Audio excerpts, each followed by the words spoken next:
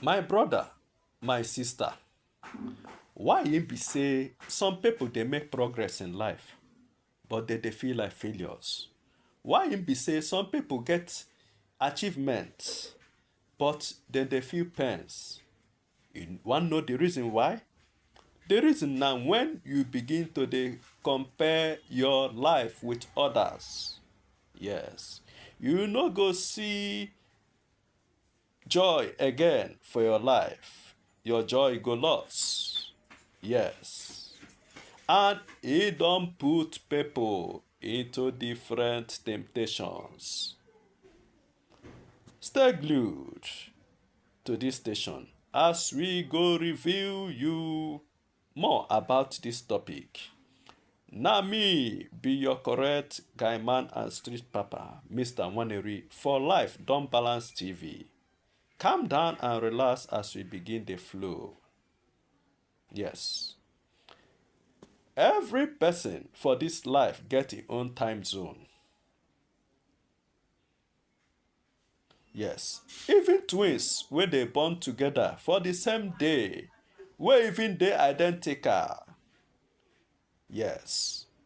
They get their own time zone. One fit make am or become millionaire at 20. The other one fit make am at 50. E no mean say the second person wey make am at 50 na failure. No. The truth be say everybody get their own time zone. The time wey you go make am fit no be the time wey you go make am. Yes. Therefore, no dey compare your life with people. Yes. Also, social media. This social media don do a lot of things for people life. Yes. Some people, they post only good things about their lives. Yes. You dey post when you buy good ride, post your vacation, post about you and your mansion, post when you dey happy with your family. Yes. And if somebody wey no dey wise enough go dey look those things, he go begin dey ask God, say, God, why me? Why I dey like this? Forgetting say most times social media, yes, they dey scripted, because those people wey dey post all these good things for their life, I no say im bad o. They no dey post when they dey for pain. They no dey post about their failure. They no dey post about their sleepless night. Yes. Therefore, no too dey compare yourself with others. Yes. Comparison also dey bring pain. Yes. E dey bring pain. Yes. Imagine say you get 1 million naira and you dey very happy and comfortable. Yes. And suddenly you come here say one person around your hood or your friend get 10 million naira. When you begin dey reason am, say, this person get money more than me o, he get pass me o. You don see say comparison no enter. And from there, you go begin dey feel pain for your life. You go forget your own blessings, say at least you dey comfortable, you dey eat well, you dey live a normal life, you are progressing, and you go begin dey compare yourself with someone else. Yes. That is ingratitude.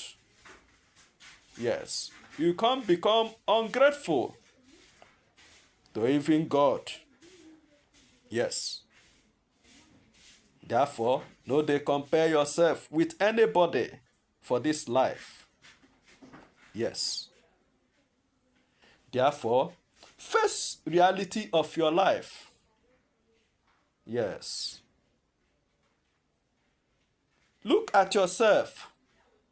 The way where you be this year, not the way where you be last year.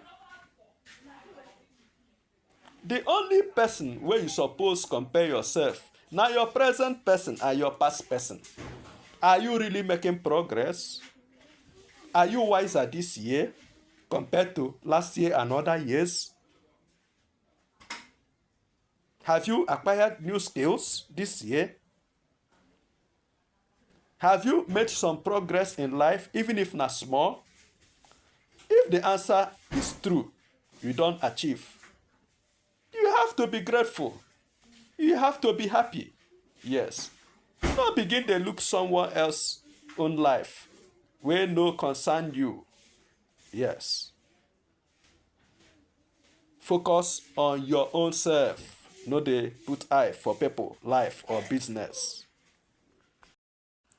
Face your own lane. Run your own race. Yes, because the fastest way to kill your joy in life.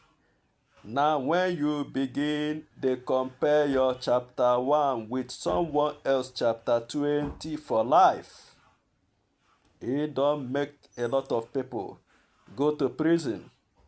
It don't even buy some people. Yes. Therefore, try and be happy with yourself. Your only competitor now your present you and your past you.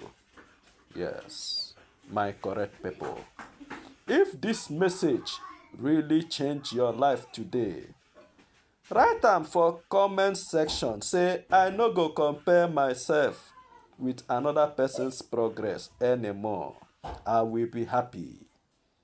Subscribe to this channel, like and share, because na the only offering why they collect from you people.